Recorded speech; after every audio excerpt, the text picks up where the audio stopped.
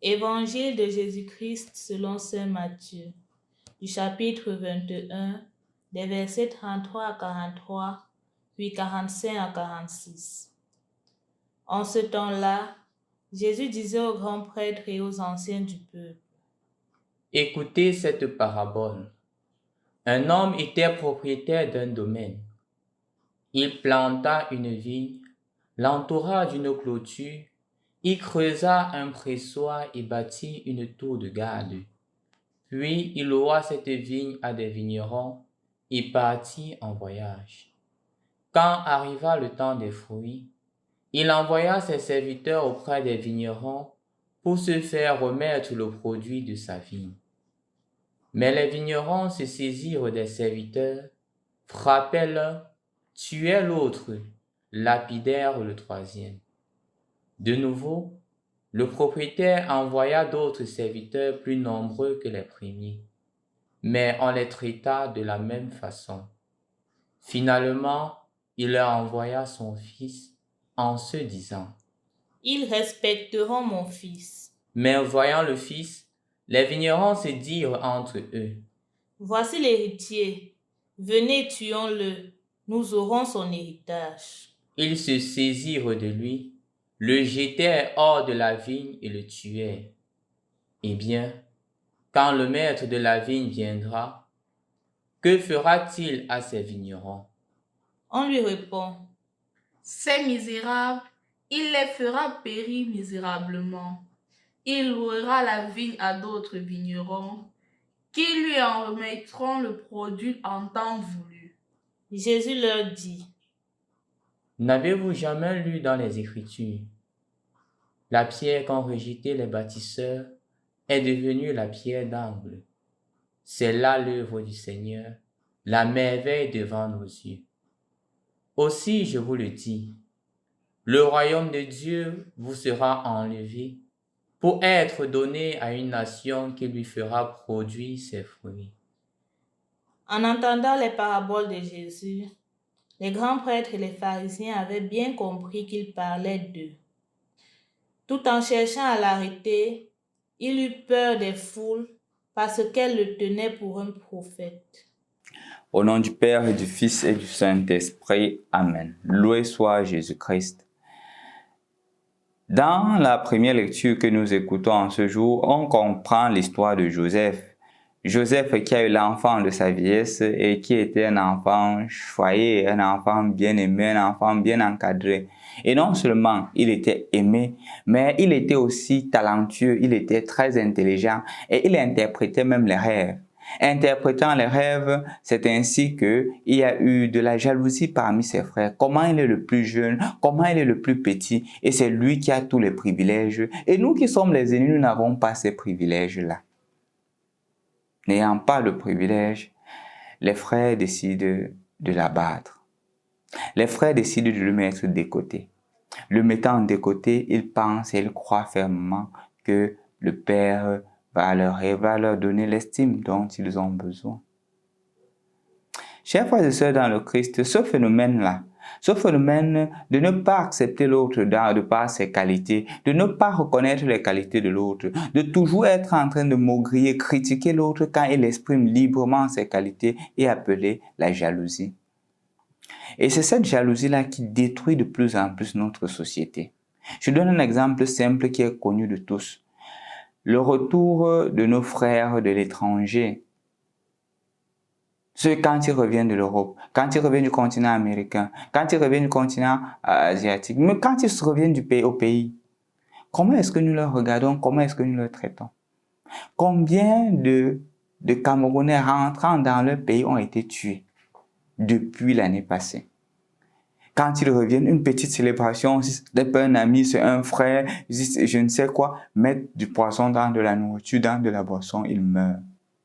Et ce n'est plus seulement un phénomène qui se fait avec des frères qui reviennent de l'extérieur, mais même ici au Cameroun. Combien de personnes sont de plus en plus empoisonnées? Empoisonnées parce que les autres sont jaloux. On les tue parce que nous sommes jaloux. Je suis arrivé à la conclusion selon laquelle on n'a pas le droit d'envier quelqu'un. Parce que chacun d'entre nous a quelque chose à donner. Parce que chacun d'entre nous a un talent à démontrer. On n'est pas obligé d'être les mêmes. C'est peut-être que la société parfois met en exergue un talent au détriment de l'autre. Et mettant en exergue ce talent-là au détriment de l'autre, nous sommes parfois tentés de vouloir faire comme les autres. Nous sommes parfois tentés de dire, ok, moi aussi, je veux avoir ce talent-là. Je donne un exemple. Quand j'étais plus jeune, il y avait le football. Et les gens étaient plus admirés au quartier quand ils jouaient au football et quand ils jouaient bien. Je ne savais pas jouer. C'est vrai que au milieu de mes camarades, au milieu de mes amis, j'étais un peu mis de côté. Mais j'avais aussi quand même un peu la grâce de m'en sortir en quelques matières à l'école. Et donc, je ne me mettais pas à dire, ok, je dois être meilleur comme l'autre. Non. Il avait son talent, il avait ses capacités, j'avais les miens. L'important est que justement, nous soyons là et on puisse se réjouir. Le problème arrive quand on veut tout avoir. On ne veut pas déjà reconnaître ce que nous avons, on veut aussi prendre le talent de l'autre. Et quand l'autre est meilleur que moi, on se met à moucharder, on se met à créer des choses, on se met à le jalouser, on se met à faire du commérage derrière lui pour l'anéantir. C'est dommage. C'est une attitude même pas animale parce que les animaux n'arrivent pas à ce niveau-là.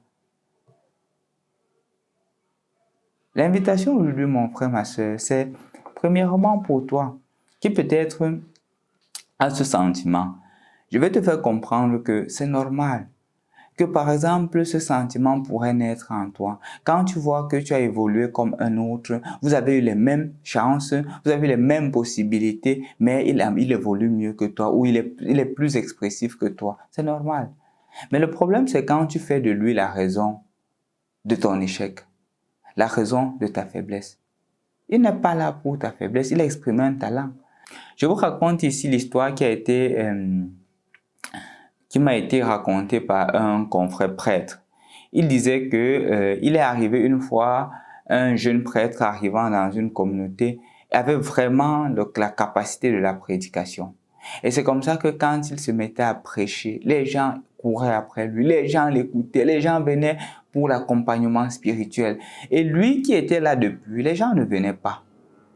Et ne venant pas, il a commencé à sentir en lui-même une jalousie. Au point où chaque fois que son confrère parlait, il se mettait seulement à critiquer, il se mettait seulement à critiquer. Il a eu la chance et la grâce d'aller se confesser chez un prêtre assez sage. Et le prêtre l'a écouté, le prêtre l'a écouté. Le prêtre lui a demandé de prier pour lui chaque jour au tabernacle, que le Seigneur rende davantage son confrère capable de bien prêcher, augmente les capacités de bien prêcher et de sanctifier le peuple de Dieu. Parce qu'en fait, son confesseur lui a dit que tu n'as pas besoin de l'envier. Vous travaillez pour la même finalité, l'avancée du règne de Dieu. Tu n'as pas besoin de l'envier. Si le Seigneur lui a donné ce don, le Seigneur t'en a donné un autre. Et les dons sont variés, mais c'est pour le même service. Et il s'est engagé. Chaque jour, il allait devant le tabernacle, il priait que Seigneur bénisse mon confrère, donne-lui la grâce de prêcher davantage. Et pendant 1 mois, 2 mois, il continuait. Et c'est comme ça qu'il se rend compte que de plus en plus, il appréciait le confrère, il écoutait les homélies du confrère. Mais il ne s'est pas rendu compte d'une chose, que le Seigneur lui avait aussi donné la grâce de la prédication. Au point où lui aussi, il continuait à prêcher. Et quand il prêchait, il voyait que le confrère était là. Au point où un jour, il se rend compte que le confrère venait avec un cahier et un stylo pour prendre des notes de son homélie. Et c'est là qu'il s'est rendu compte que le Seigneur, non seulement lui avait permis de voir son frère de façon positive, mais aussi lui avait donné aussi le don de la prédication. On n'a pas besoin, mon frère, d'envier quelqu'un. Je continue à le dire. Depuis 2015, je crois que c'est la dernière année où j'ai eu un sentiment de jalousie. J'ai eu un sentiment de jalousie parce que je me sentais meilleur que l'autre. Je me sentais plus capable que l'autre. Mais le Seigneur m'a éclairé. Et depuis ce jour, je suis davantage convaincu que nous sommes tous pareils. L'autre peut avoir un talent que je n'ai pas, mais moi aussi j'ai un talent que l'autre n'a pas. Et nous sommes appelés justement à nous mettre ensemble, à avoir un sentiment de complémentarité pour le règne de Dieu. On n'a pas besoin d'envier l'autre. On n'a pas besoin de jalouser l'autre. On n'a pas besoin de ça. C'est trop bas. On est appelé à apprécier le talent de l'autre, de lui dire que c'est bien ce que tu es en train de faire parce que le Seigneur est en train de te bénir et de nous bénir à travers cela. Et donc toi, mon frère, je voudrais t'inviter aujourd'hui. Peut-être, regarde ce sentiment que tu as à l'égard de ton frère.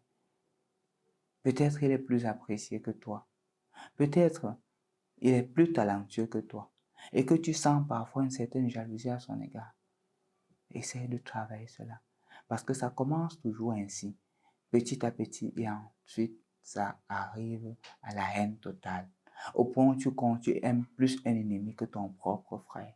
Si cela est le cas, demande au Seigneur la grâce de tuer en toi la jalousie pour ton frère. Si c'est de la jalousie pour ton collègue de service, demande au Seigneur de tuer en toi cette jalousie-là.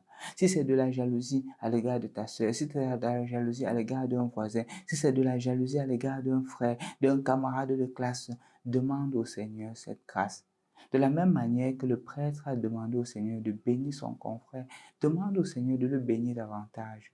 Et tu verras que le Seigneur non seulement le bénira, mais il te donnera les grâces dont tu as besoin. Sois patient et fais confiance au Seigneur. N'entre pas dans ces choses-là. Nous ne sommes pas comme les autres.